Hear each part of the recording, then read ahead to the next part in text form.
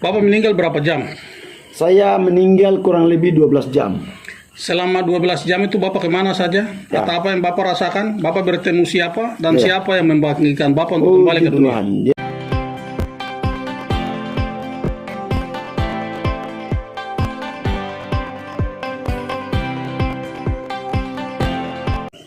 Salam, salam bahagia para pemirsa sekalian.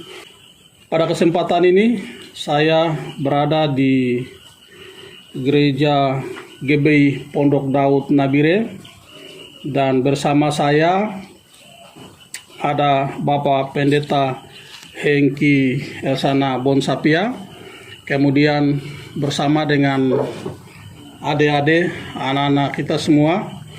Anak-anak ini merupakan anak-anak binaan, anak-anak didik yang rata-rata berasal dari orang tua mereka yang tidak mampu.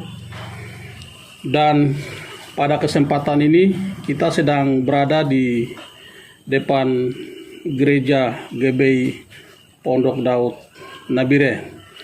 Saya akan mewawancarai Bapak Pendeta Hengki berkaitan dengan banyak hal yang menurut saya perlu kita ketahui bersama, dan saya percaya bahwa apa yang akan kita dengarkan dari Bapak Hengki ini merupakan hal-hal yang banyak menginspirasi tentang hidup kita, dan tentu saja ini menjadi pelajaran yang berharga untuk hidup kita ke depan. Karena sesungguhnya hidup yang baik salah satunya akan tercipta dengan kita saling mendidik, dengan kita saling membina, dan kita saling menasihati satu sama lain. Karena setiap orang adalah guru bagi kita, dan semua tempat harus kita jadikan sebagai sekolah. Agar dari apa yang disebut dengan universitas kehidupan, kita bisa belajar tentang kehidupan ini. Oke, selamat sore Pak Pendeta. Sore Pak Yakobus Dumupa. Saya senang sekali bisa bertemu dengan Bapak pada sore hari ini. Pak Pendeta ini menyelesaikan pendidikan di STT Kitab Wahyu Internasional Yogyakarta pada tahun 1997. Ada satu hal yang menurut saya sangat menarik dan unik sekali. Ya. Dan hal ini biasa dialami oleh orang-orang tertentu yang jumlahnya sangat sedikit di dunia ini.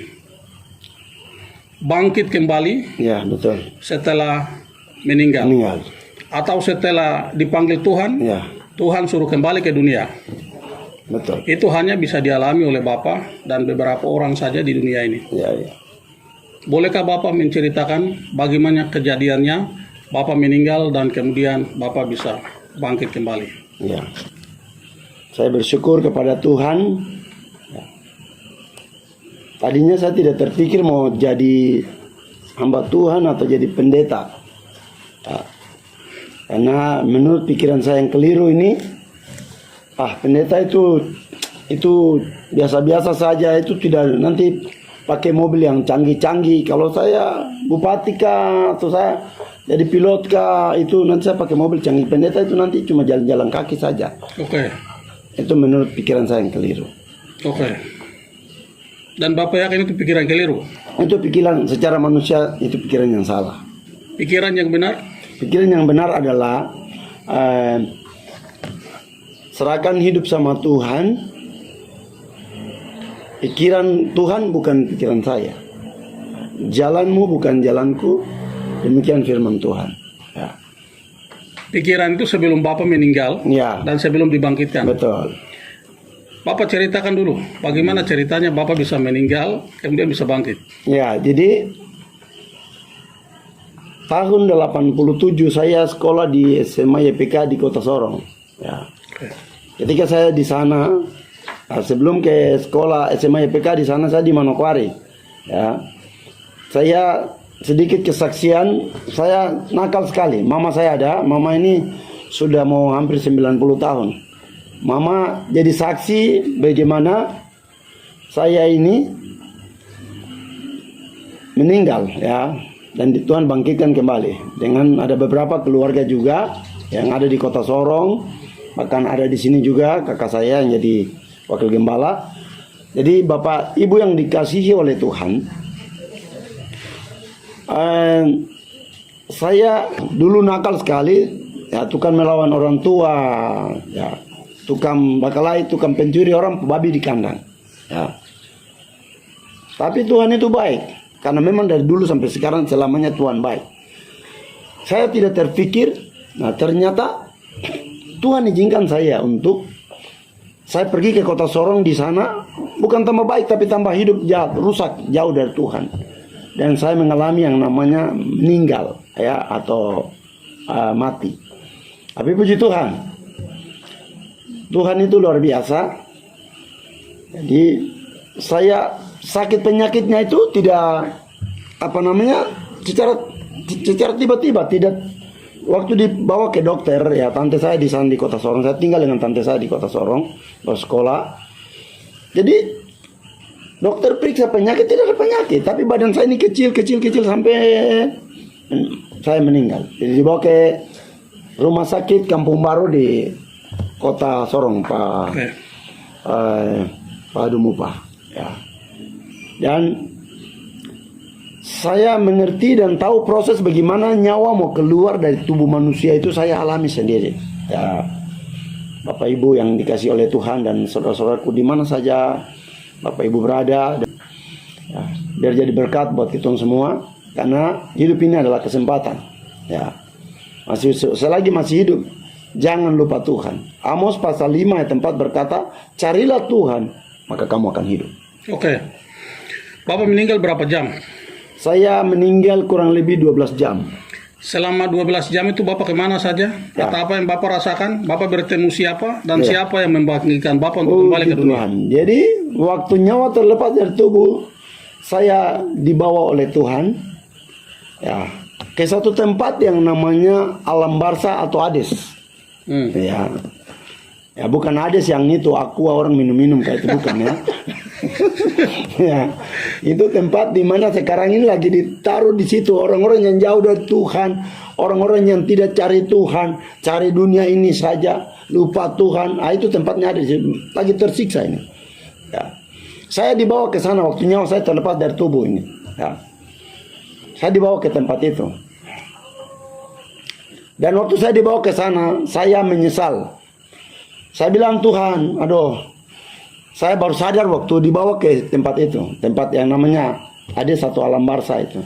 Teriakan di situ, ada banyak orang berteriak, menangis, menyesal, tapi terlambat, Pak Dumupah. Oke. Jadi setelah saya dibawa ke situ, terus saya dibawa ke satu tempat lagi yang namanya Firdaus. Oke. Firdaus itu yang ketiga, dua orang penyamun itu yang di sebelah kanan. Dia bilang sama Yesus, kalau nanti kau datang memerintah jangan kau lupa saya. Tuhan bilang hari ini kau sama-sama dengan saya di Firdaus. Oke. Setelah di Firdaus? Nah, waktu di Firdaus, saya dibawa dan saya melihat bagaimana keindahan Firdaus, dan di situ pujian-pujian yang dinaikkan oleh para malaikat dan orang-orang yang ketika ada di dunia ini, mereka setia ikut Tuhan, cari Tuhan, dan waktunya Tuhan panggil, mereka lagi kumpul di situ. Itu mereka memuji Tuhan, menyembah. Waktu saya dibawa ke sebelah Tuhan, kalau Tuhan kasih saya hidup kembali, saya akan memuji Tuhan seperti orang-orang ini. Ya, saya bilang sama Tuhan begitu. Ya, ternyata Tuhan itu luar biasa baik, karena Tuhan punya rencana yang luar biasa untuk saudara dan saya, saudara yang dengar hari ini kesaksian ini, dimanapun engkau berada. Tuhan sayang kita selama kita masih bernafas. Ini masih ada kemurahan, masih ada kesempatan. Saya bilang begitu sama Tuhan. Terus nyawa saya dikembalikan. Bapak Ibu, nyawa saya dikembalikan. Keluarga sudah taruh rumah duka sudah siap, tenda sudah siap, tempat tidur keluarga semua sudah kumpul, karena mayat mau dibawa dari rumah sakit ke rumah duka. Oke. Waktu berjanji sama Tuhan, kalau saya dihidupkan kembali, saya akan bertobat dan akan memuji Tuhan itu. Kemudian Bapak Pendeta bangkit kembali. Ya. Pada saat Tuhan mau membangkitkan Bapak, apakah ada pesan-pesan tertentu dari Tuhan atau Tuhan tidak bicara begitu saja dan langsung hidup? Ya. Jadi yang pertama saya bicara sama Tuhan, bagaimana saya akan memuji Tuhan, saya akan menyembah Tuhan, saya akan bicara nama Yesus kemana saja, saya tidak akan pernah takut sama siapapun dan apapun. Saya tetap bicara nama Yesus, karena nama yang menyelamatkan hanya nama Yesus Kristus, ya. Nama Tuhan Yesus, tidak ada nama lain di bawah kolong langit ini yang olehnya manusia selamat. Hanya nama Yesus. Ya, saya bilang sama Tuhan, saya akan bersaksi kemana-mana Tuhan bawa saya. Dan saya akan jadi berkat buat semua orang. Mau Tuhan bawa saya ke pedalaman, mau kemana saja, saya siap jadi berkat buat semua orang. Oke. Setelah Bapak Pendeta bangkit, lalu bagaimana? Ya. Setelah Bapak bangkit, maksudnya begini, setelah Bapak bangkit dari kematian, bagaimana reaksi dari keluarga? Ya. Jadi keluarga ini tadinya mereka tahu karena sudah mati, jadi mayat sudah mau siap dibawa dari rumah sakit ke rumah duka. Ya, jadi rumah sudah siap semua. Ya, ternyata baru waktu itu saya tinggal dengan tante saya di Sorong dan bapak mama mereka di kota Manokwari. Ya. Dulu kan susah, radiogram saja, jadi mau kasih tahu itu susah. Kapal juga kapal perintis, jadi kami susah sekali dulu. Ya. Nah, radiogram ke Manokwari kasih tahu bapak orang kalau tidak datang lihat mayat, nanti mereka cuma lihat kuburannya saja. Oke. Ya. Tapi puji Tuhan, ya, Tuhan hidupkan saya kembali. Dan hari ini saya bisa bersaksi buat Bapak Ibu semua. Oke. Pada saat berjanji kepada Tuhan bahwa setelah Tuhan menghidupkan kembali atau memberikan hidup untuk yang kedua kali lagi, Pak Pendeta sudah janji sama Tuhan toh. Setelah Bapak hidup, apa yang Bapak lakukan untuk memenuhi janji itu? Ya. Apakah Bapak bersekolah? Atau Bapak tambah bikin dosa lagi? Ya. Atau sekolahnya kemana? Ya, Atau ya. berpikir mau jadi pendeta, padahal dulu berpikir jadi pendeta itu tak ada apa-apa, jadi Ya, tidak ya, usah. ya. Apa yang Bapak lakukan? Ya, jadi setelah Tuhan hidupkan saya kembali, saya langsung komitmen dengan Tuhan untuk melayani Tuhan. Dan saya mulai belajar lebih mendalami lagi bagaimana seseorang itu ikut Tuhan, ya. Sekolah kehidupan seperti apa yang tadi Bapak Dumupa bicara. Jadi saya mulai belajar. Jadi di Papua sini sampai saya mulai belajar ke Jawa sana, ya. Ke Yogyakarta, ya, ke Jakarta, Surabaya. Saya mulai belajar, ya. Bagaimana melayani Tuhan seperti apa. Belajar juga di layani orang-orang di jalan-jalan, ya. Pelayanan buat orang-orang di pemulung-pemulung, ya. Di saya mulai belajar, ya. Belajar untuk bagaimana jadi berkat buat mereka. Seperti itu Bapak. Iblis itu kan dia juga tak mau kasih biar Bapak jadi orang baik toh. Ya. Jadi selama Bapak berjuang untuk menjadi orang baik itu, godaan-godaan untuk mengembalikan Bapak ke kehidupan sebelumnya yang tak bagus itu adakah tidak? Ya. 1 Petrus pasal 5 ayat 8 bilang setan itu, iblis itu seperti singa yang mengaum mencari mangsa. Jadi dia cari peluang-peluang di mana Ya. untuk dia jatuhkan saya. Okay. Yang pertama adalah dia bilang, nah sekarang kau lihat, kau pelayanan kau jalan kaki terus toh, kau tidak punya apa-apa toh, betul? Kau tidak punya mobil kaca gelap, kau tidak punya apa-apa, kau jalan kaki, ya. Dan selama pelayanan, ya, puluhan tahun saya jalan pelayanan, saya pelayanan saja, saya tidak punya pikiran apa-apa. Selama karena saya sudah janji sama Tuhan. Oke. Ya. Jadi itu selalu terbayang-bayang ya. Betul. Membayangkan surga dan membayangkan neraka. Ya. Dan pilihannya jangan nanti kematian kedua kali itu kembali ke tempat yang Betul. terbaik lagi, tapi pergi masuk ke Ya. surga. Oke, setelah menyelesaikan pendidikan kemudian di Jogja ya. Ya. Bapak kembali, Bapak jadi pendeta. Ya. Bapak jadi pendeta dan Bapak bertugas di mana? Pertama kali saya pelayanan setelah di Jogja, saya tugasnya ke daerah Jawa Barat, yaitu di daerah Bogor. Ya, pelayanan pertama saya di daerah Pasar Anyar. Oke. Ya, pelayanan di ada salah satu gereja di situ, saya bantu pelayanan di situ. Setelah dari sana, terus saya kembali ke Manokwari. Nah di Manokwari saya ketemu dengan saya punya Bapak Pendeta, orang tua rohani yang namanya Pendeta Daniel Alexander. Oke. Nah, di situ beliau bawa saya untuk mulai banyak belajar. Beliau bawa kembali ke Surabaya lagi dan mulai belajar di Surabaya, belajar di Jakarta. Setelah itu beliau bawa kembali ke Nabire. Saya tidak ke Manokwari, ya. Langsung beliau bawa ke Nabire. Ya, jadi kepala asrama buat anak-anak asrama di Yayasan Pesat. Ya, seperti itu Bapak. Oke. Sejak ke Nabire sampai sekarang ini Bapak sudah bertugas berapa tahun? Sejak ke Nabire saya kurang lebih sudah sekitar 30 tahun. Lama ya? Lama, ya. Lumayan. Jadi boleh dibilang sudah kepala suku di Nabire. Luar biasa sekali ya. Dalam sekian waktu yang sangat lama di Nabire ini ya, selain melakukan pelayanan di gereja ya, Bapak sudah membuka panti asuhan ya? Ya, sudah. Panti asuhan untuk bisa menampung anak-anak dan adik-adik kita yang Ya. Rata-rata itu yatim Ya. dan yatim piatu. Ya seperti tadi Bapak sampaikan, jadi pendeta itu kan tak ada apa-apa tuh. Terus ini terlalu dekat apa sampai bisa bikin panti asuhan, lalu bisa menampung anak-anak adik-adik kita ini, lalu bisa mendidik dan bisa menyekolahkan mereka. Apa yang mendorong Pak Pendeta harus melakukan itu? Ya. Yang pertama, saya percaya bahwa Injil Lukas 1:37 berkata, sebab bagi Allah tidak ada yang mustahil. Tuhan bilang burung di udara aku pelihara. Oke. Apalagi kamu. Oke. Seperti itu. Jadi Bapak yakin? Yakin. Bahwa bisa Ya. mendidik dan membesarkan mereka. Amin. Bisa.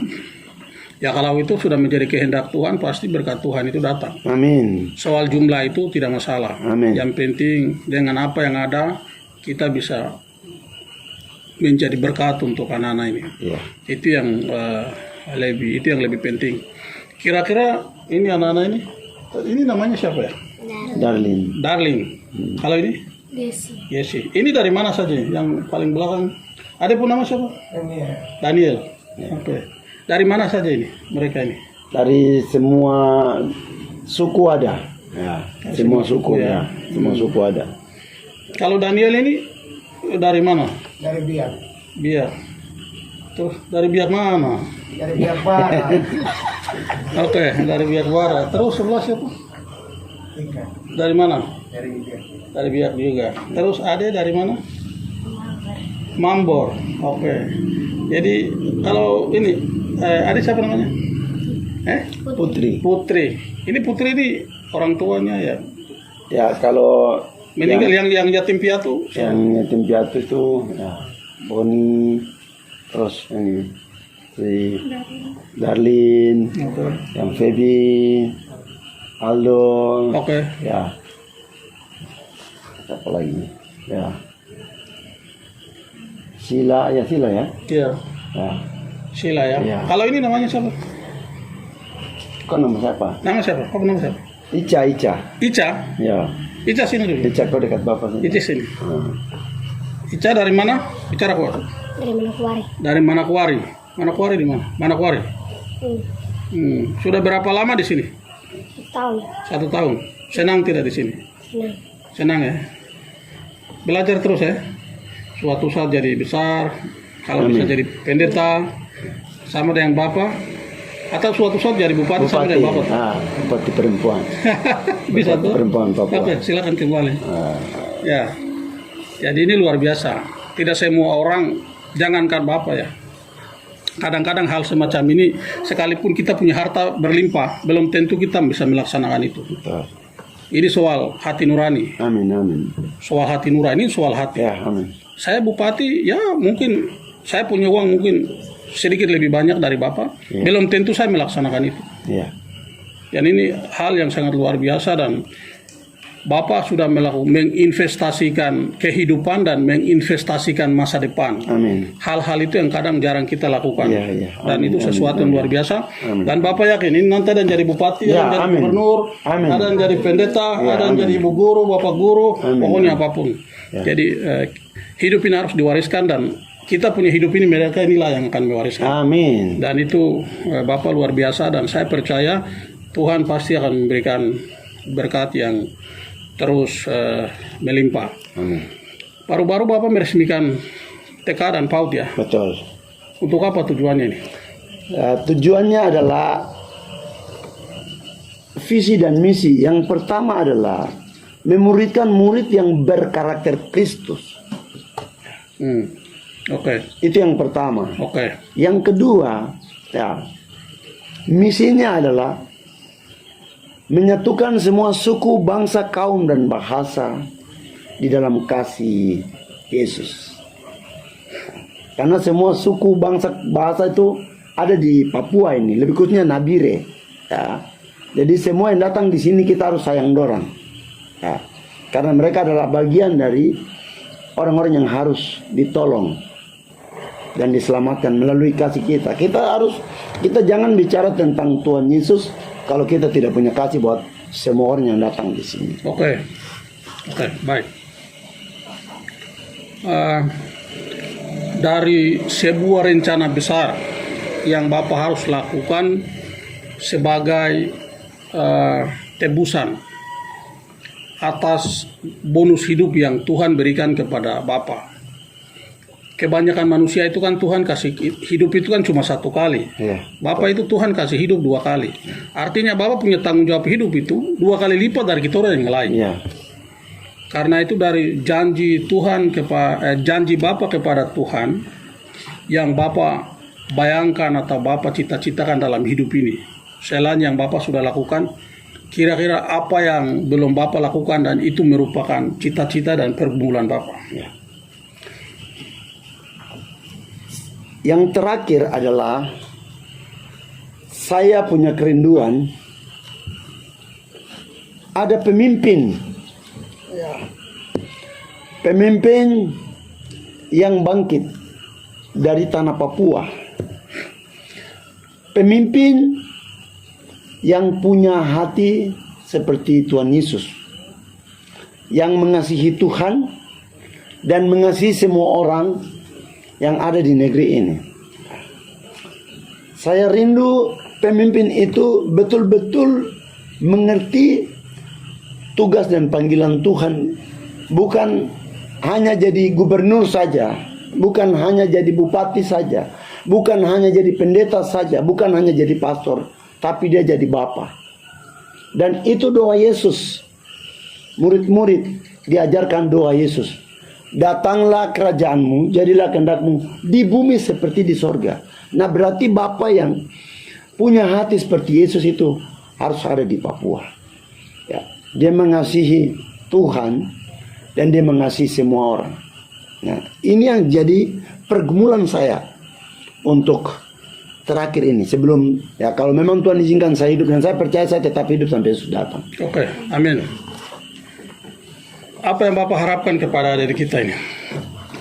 Harapan saya adalah mereka menjadi anak-anak yang tunas Daud. Wahyu 22:16. Tunas Daud, bintang timur yang gilang gemilang.